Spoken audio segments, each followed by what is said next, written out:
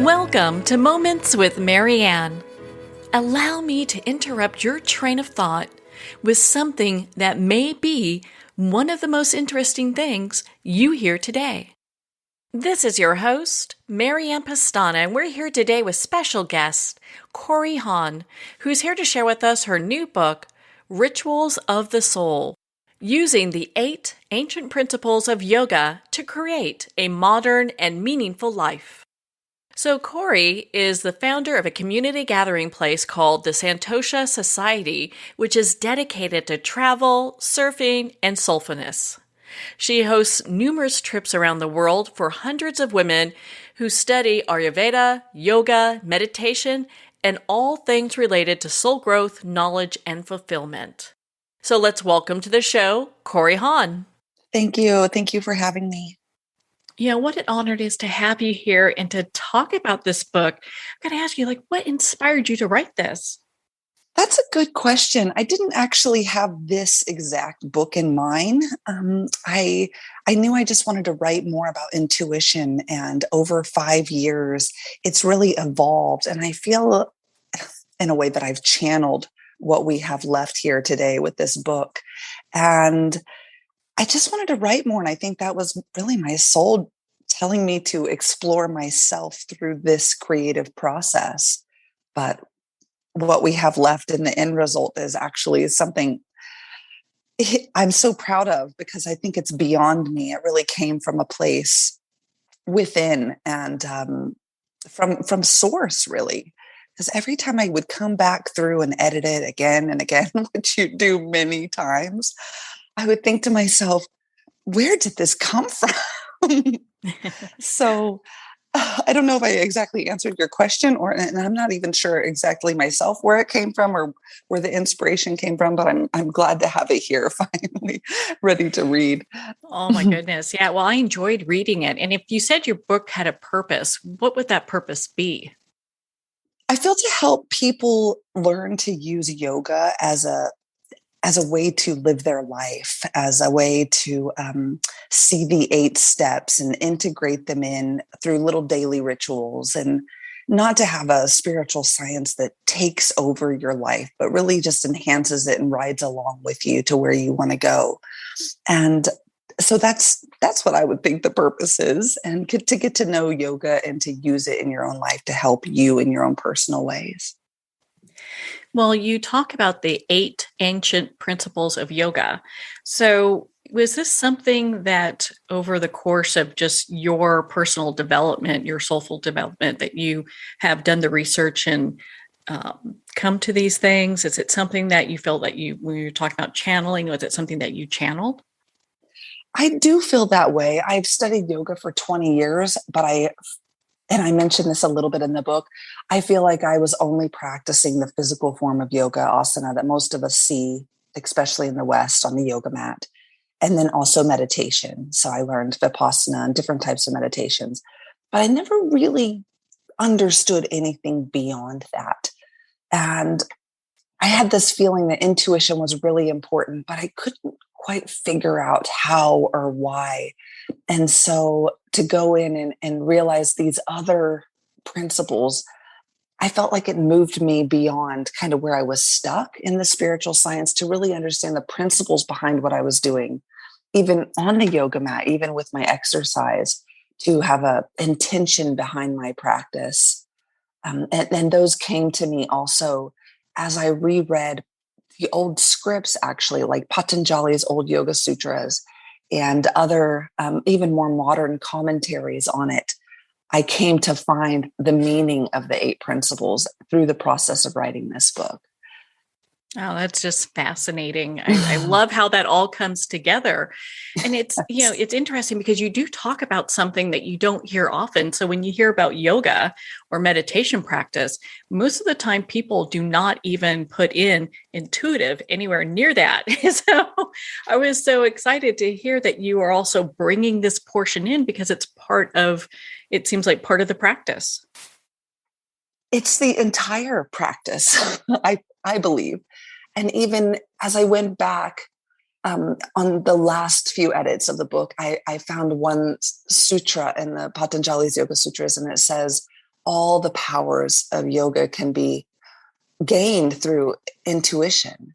So really the entire process is guiding us to that, to listen to ourselves, to find the soul within, to find our God within, and to really realize that about ourselves. So yeah, I think that might be the missing link for all of us, actually, myself included. It was quite eye-opening for the book to take this turn in the creative process, but I'm glad it did because it answered a lot of questions that were just hanging open. Well, you did what a lot of people either wish they could do and don't have the courage to, to kind of carve out the time in their schedule, or just don't do, and spend, about 6 months in the wilderness. Do you feel that that time really helped for you to hone in on just how you're feeling about yourself and intuition as a whole? Yes, it's funny you talk about that because I'm actually back in Alaska now, and it's been fun to come back here and revisit. I actually was up here for 12 years, coming and going. And some of those, I did spend large chunks of time really isolated in the wilderness. But I most definitely came to learn myself and learn what my passions are. I learned to entertain myself. So to look in and see what I would love to do today, because there's no schedule and nothing to do. And even to simplify what I could love, what my passions are. So if it was shopping, I really didn't have that. It had to be something alone without many resources. And I believe that was the beginning for me of yoga. Was even though I was practicing yoga, it wasn't so much what was happening on the mat, but really listening to me and learning to find my passions. And that came from the wilderness. It was the space to listen. And so many of us just stay in our distractions, stay in our busy lives.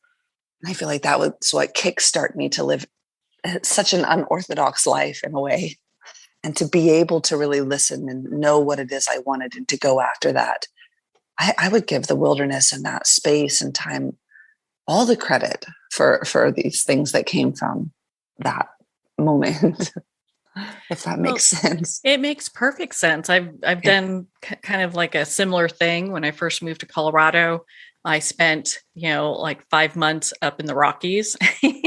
There's no cell service, and there's got to be something to be said about that. It's, why some people would be like, "Ooh, you don't have cell service." It's actually kind of relaxing, It's amazing to pull us away from our distractions. It's so funny, isn't it? Our greatest distraction these days is that cell phone.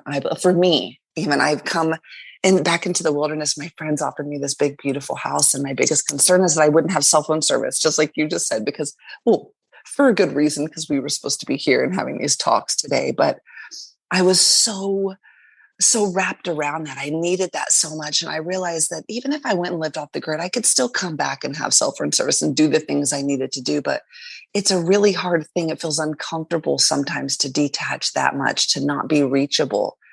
But that is really a key ingredient to listen to relaxing, like you said, because it feels so good once you get past that discomfort. Yeah, I mean, then you can actually, it took a few weeks for me, but after that, I was really grateful, so, Yes, me and too. yeah, and that's what I really appreciate about your story, because you allowed yourself the time to dive into your spiritual practice in a way that I even envy. I'm just like, wow, I wish I could do that. Oh, thank you. Yeah, it just kind of happened. It all laid itself out.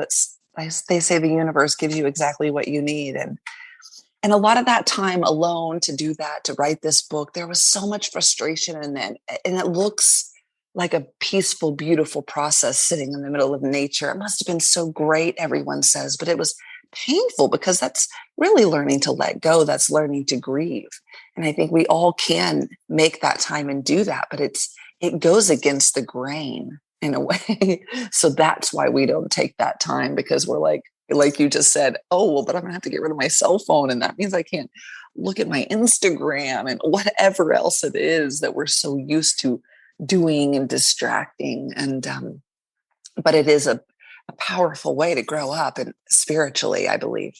Monks have been doing it for for a long time. So that was always kind of my my inspiration to make sure that I take that time to check out and to check in essentially as well.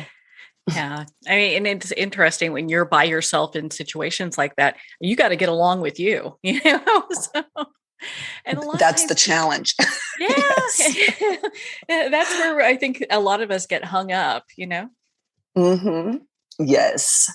And I talk about that actually at the very end of the book, that I think you really have to find a way to love yourself to be able to do that, to be able to even to stop the distractions, to get out of that cycle. You might find that you're doing that because you don't want to face your pain. You don't want to face these things you don't like. So it has to, yeah, you have to find love along the way for yourself, to allow yourself that time, to allow yourself to do that. And which I'm still figuring out. Even this trip back with my son, I can see that more clearly than when I was younger in the place of where I was writing in the book, talking about my spacious time in the wilderness. This time I'm really seeing that if you don't honor yourself as a soul and give yourself that time to nurture that and respect that about yourself, you're never going to take this time. You're going to stay in distraction so you don't have to face that truth. Isn't that the truth? You know? Been there, done that. Well, Yeah. and I love how you talk about it's about loving yourself. How long did it take you to get to a place where you found that as the key? That's a good question. I'm still figuring that out, I believe. And it's a hard thing to learn to love yourself and to accept your pain in a loving way, like Ram Dass says, as loving awareness, and all the struggles, and see that as the journey, and all the perfection, to see that as our humanness. That's our lifelong journey. I honestly believe that if we truly see ourselves as worthy and as a sacred soul, and we learn to just compassionately look at our lives, there's a good chance we probably won't keep reincarnating. I honestly believe that's the main purpose of our life here, is to love ourselves for the soul, and to live our life from that. But it's not easy because it's such a subconscious process, to be honest. And a lot of our disdain and our self-loathing and our self-criticism and not going after what we want is really hidden beneath the surface. So even if you say, I want to love myself and I'm going to do all these self-care practices, you almost can't force it. You have to still sit and find the space and time to let those subconscious things bubble to the surface so you can create the space for that love to exist within you. Yeah, that is a rough practice. It's, but I found that your book really helped inspired me to look at that in a new way, because it's really easy to get caught up in what society says that we should look like and be like and dress like and feel like and all of that. And if we get stuck in that, it's really hard to get to a place where we can actually honor ourselves. And I felt your book really talked about how people can kind of move into that practice. I'm so glad to hear that. That makes me really happy. And I hope so. That's been my journey. So I think if others are struggling with the same thing, then hopefully the book does help with that. But that makes me so happy that you felt that way. Thank you. I know in your book you talk about creating space. So, why would we do that? And how important is that? Yes, that's actually the first tangible concept or principle, as we call it in the book, that I believe that the yogis really wanted us to understand, is to separate ourselves from everything that's happening and just to observe it. I feel like without space, we can't even really see what's happening. And I can use that in my relationship. I have a son, and he's 5 now, but with his father, we're now separated. We were in these pain cycles, and we would stay in that pain cycle until we decided both to create a lot of space, which we did right before the pandemic. So I'm just going to use this as an example. Once we could separate for that year, we started to see the ways that we were talking to each other. We could call each other out on it without reacting, and so really you are changing your subconscious patterns by creating that space. You're changing the habitual distractions, even like the phone that we talked about. Like if anyone's gone to do a Vipassana meditation retreat for, they take your phone away, and it's in that time that you don't have the distractions and that you're sitting there, that you really learn to observe, to listen, to feel what your intuition wants for you. And it's such a necessary, it's the first step, really, I believe, for anything else to build upon. And that's where everybody must start, and not just once, but every day. We can look and say, how can I create space? Or how is this making me feel? And if it's not good, that's the first thing you can do with that aspect of your life, or with that person, or with your job, or anything, even with the project. Sometimes I even had to create space from the book to say, this is stressing me out. I'm never going to find a publisher. I've had so many rejections. Create space on it. And then I could take a different angle. I could see the opportunities in a different way. And it's just such a huge element that we always think we have to keep trying in our Western minds, to keep making effort. There's got to be something else I can do to make this work. But really, less and simplicity might actually be what you're waiting for to finally get the ball moving, ironically. Well, it sounds like everything was in flow for you, because you're actually with one of my favorite publishers, New World Library, and they have some tremendous books that they publish. And so when I was looking at this, I was like, oh my gosh.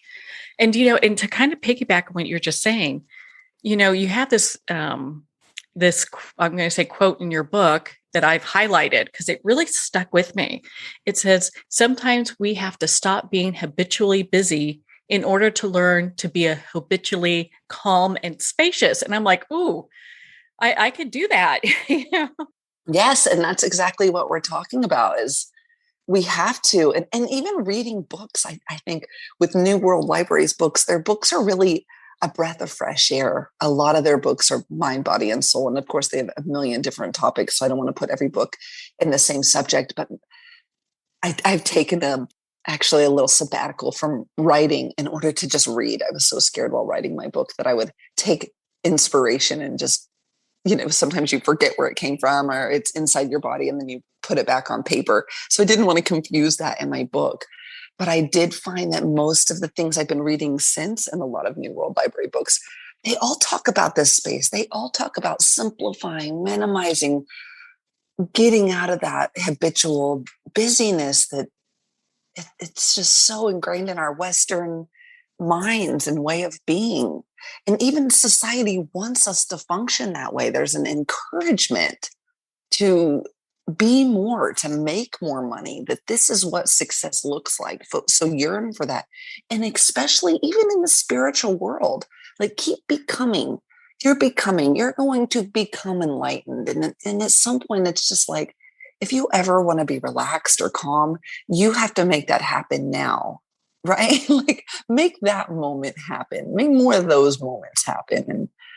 And I love that. I'm finding that as well. And through my own journey, and just how to take space. It's one of our greatest lessons. What are some ways that people can create spaciousness rituals in their lives?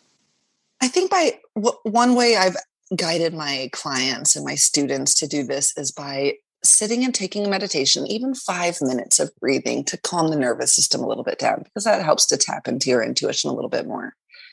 And then to look at ways that you feel you're wasting energy, or it's just too much. What's happening? What would you just love to not do anymore? Even if it seems like a necessity. But every time you have to do that, you just, you feel the drain. You feel the energy go out. And that could be dishes. It could be cleaning the house. It could be, if you're an entrepreneur or you run your own radio show, maybe it's all your graphics, all your social media. But find things in each and every day that you do that feels not spacious, that feels tight. And you can even start looking at your physical body. I believe that's what postures, that's what asana actually means in yoga, is to look at your physical body and find, where does your heart start beating faster? When do your hips start feeling tight? When do you feel uncomfortable? And start asking yourself, how are ways that I can minimize these tasks these things that I do to create more space in those areas specifically. So the areas that feel kind of busy, cluttered, distracted, not what you love to do, and integrate them there in rituals. And that ritual might be hiring someone else out. It might be taking 5 minutes as you wait for your coffee to brew. They could be little steps, but what you're doing is every single day you're making a moment to create space. You're making a moment to feel that you've simplified your life, to feel calm. And that's, I found that was a really powerful way to use yoga, because I have been a militaristic yogi for most of my life, practicing Ashtanga, a very intense 1.5 hour style of yoga that was actually created for young boys. And I found that I was overwhelmed with my to-do list all the time, especially my yoga practice. I believed I needed to do an hour and a half of yoga every morning, an hour of this movement, and then at least 30 minutes of meditation. And when I started practicing, realizing why I was doing it, I could create rituals that were small and simple. And now I've been running around the world pretty much, as Sri Lanka is on more and more lockdowns, and it became difficult for us there to stay home anymore. We came over here to the States, just my son and I, and I've never felt so calm and grounded, even though I'm solo parenting, taking calls, publishing. I mean, if you looked at what I'm doing, it looks incredible right now. But because I've had these rituals every day, I remind myself whatever it is that I need to stay calm like that. And so I don't want to help anyone to create their specific rituals, but to see how you can practice like that, I feel is a real life-changing moment for all of us. And you're not only a dedicated yogi or spiritual practitioner when you do 1 hour, it's more when you understand what you're doing and understand how it works and start integrating it. And that might be 10 minutes a morning. It really can look so much simpler and easier than I think we want to let it. Oh, yeah. A lot of times when people think about, getting into mindfulness practice or being in the present moment, it's something that seems a little daunting. And I really appreciate you have a chapter on becoming mindful, because it kind of breaks it down so it's not so big and scary. Yes, I hope so. And it has been big and scary, actually, for me. I remember I just talked about Vipassana, my first Vipassana retreat. I remember the last day I had done all this work. I really learned how to meditate. And I remember just crying, and everyone else seemed so happy. But I said the same thing. I said, you've just shown me a way to heal. It's going to take lifetimes. And I was so overwhelmed by that. Even though I had learned the tool, what I realized is how long it was actually going to take to work. And that's because I saw it as that to-do list. I saw it as 1 hour every day for 365 days a year for maybe 20 more years, whatever it was, rather than I can stop and be mindful 50 times a day. And you know what happens after I've done that for a few weeks? I just am naturally more mindful all the time. And it did become less daunting. It actually started to take place. And I was doing less. My to-do list became shorter. And so, yeah, I feel like sometimes realizing it, to put it into action in small baby steps takes a lot of that overwhelm away. And I hope that helps someone else the way it has helped me, because like I said, I was crying. My first meditation retreat, everyone was thinking, what went wrong here? But it was that same realization that this is really, really hard work and the process is long. So we don't have to worry about that. Let's just put it back in the present moment and see what we can do now here. Even these 5 minutes when you feel you're feeling busy, your heart's feeling fast, to take that, you can take that mindfulness and put it in right here in this moment. And that's all you really need to know. Suddenly the peace comes back and the calm comes back in, and you might have averted a huge anxiety attack or nervous breakdown by doing that. So the results are happening and you're seeing that change right here, right now. And that's bigger to focus on than this dream of enlightenment, clearly. Well, and I think that's important because I can remember when I first started, my mindfulness practice, I was constantly going, okay, no thoughts, don't think. Okay, wait, I'm thinking. Oh, shoot. Anyway, and then what time is it? And then it's like, oh, do I have to start over? So it's easy to kind of get stuck in all that. And I really appreciate how you kind of it was a very gentle way that you spoke about that in your book and brought that all together. God, I'm glad. It was my first, I talk about that a little bit in the book, but my first retreat, I had created stories about every person in there, even though it was silent. I was looking at the clock literally like every 5 minutes, to the point that the teacher noticed and took the clock out of the room. Like, I mean, and this is someone who's now writing a book on mindfulness. So I think it's just safe to say that, like, we can, no matter where you are, you can make changes to that. And it doesn't have to be as hard or as arduous as a journey as we think it. But yes, I get it.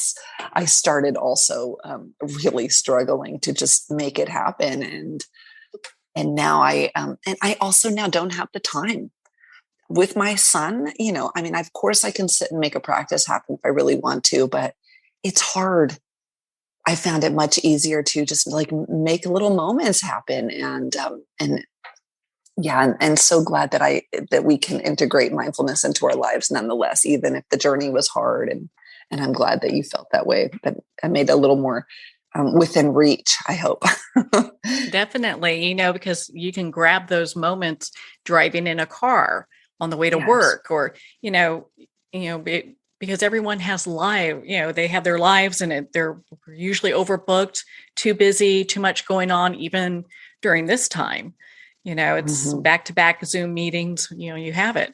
So being able to kind of identify different times when you can really be in that space, I thought was really precious.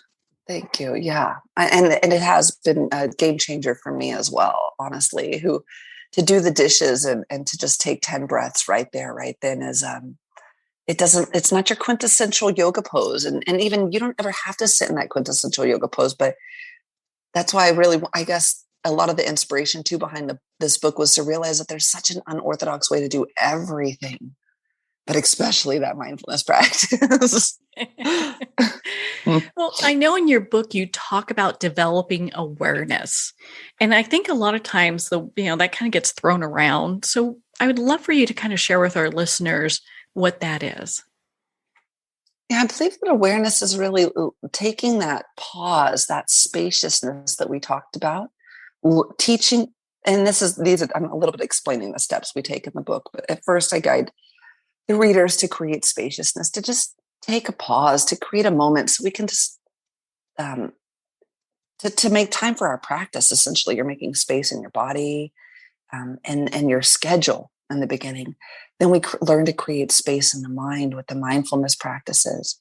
And when you do that, when you teach the mind to concentrate, which is every single school of meditation, that's the first thing they teach you to do, is just how to concentrate. Because if you can't concentrate, how are we going to teach you anything, right? And I mean, that's what the meditation schools are thinking. How are we going to move into any other ideas or concepts? So that's what they do. They teach you just to concentrate. And when you learn to focus the mind, you are able to observe and be aware of your feelings, of what's happening, of how other people are treating you. You might suddenly wake up and say, wow, I've actually been in a toxic relationship my whole life, or I've been in a toxic relationship with myself. You might become aware of the way you self-loathe and the way you talk to yourself. There's so much observation that can come in that, after those first two steps start to take place in your life. And I believe that that's really the key to becoming intuitive. That's how you learn to be aware of this voice that does live within you, the whispers of your soul, your intuition, and how they are guiding you to take action, whether to take a turn to the left or a turn to the right, or to spend more time writing versus whatever you're doing. That's where we really start to to move into where the soul is guiding the human life from that awareness step. That's the key right there to understanding intuition, your own intuition. Yeah. Well, you said so much there I'd love to unpack, and I wish we had more time. The one thing you mentioned about is that toxic relationship with ourselves. I mean, my goodness. I think a lot of times people think of toxic relationships as something outside of themselves, but that could very well be within us. Yeah. And well, it has to be, because if you're in a toxic relationship with someone else, it's only validifying the toxic relationship you have with yourself, really, I believe. I'm not a therapist in any ways, just a yoga teacher, but that's been my experience. Yeah, exactly. If you were going to allow others to treat you that way, we really do define how others see us, how they treat us, what we accept in our lives. And we only decide that by how we're treating ourselves. So it's a good first place to start, and they even say many modern day psychiatrists or psychotherapists even talk about that. When you want to fix your own marriage, go fix yourself. Take that time for yourself. Look within. How do you do the work on yourself? And for a while, it didn't make any sense. But now I see that we're all just walking projections, really, aren't we?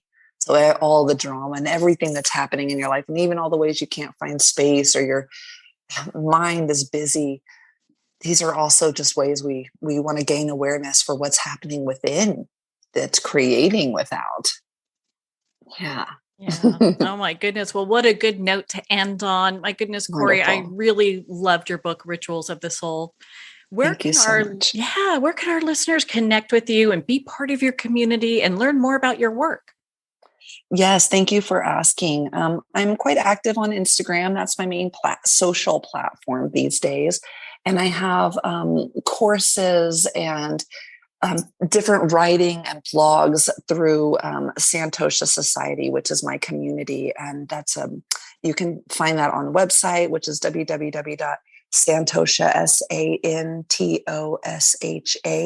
Society, Society. And I also have a podcast, which is the Soul Sessions, and it's all connected through the Instagram and the webpage. And then also my book, which I hope a lot of new spiritual seekers can find me through this piece of art and this expression that I'm so proud to be putting out there, and so happy to have come to all these realizations through the book. But I do hope that anyone that reads or enjoys and wants more support in this process to find me and to join along, because this is what I'm passionate about, and I believe that many of us need this after this COVID experience. So that's where I am, and I'm loving it. I'm loving the community right now. So come and join. Well, Kori, thank you so much for taking the time to be on the show with us here today. Thank you so much, Marianne, for having me. Well, thank you, Kori. It has been such an honor to spend this time with you and to talk about your new book, Rituals of the Soul. Rituals of the Soul is available on Amazon, Barnes & Noble, and all indie retailers. And remember, support our indie bookstores. Well, we're at the end of our time today. I would like to thank everyone for tuning in. You've been listening to Moments with Marianne, where we make every moment count.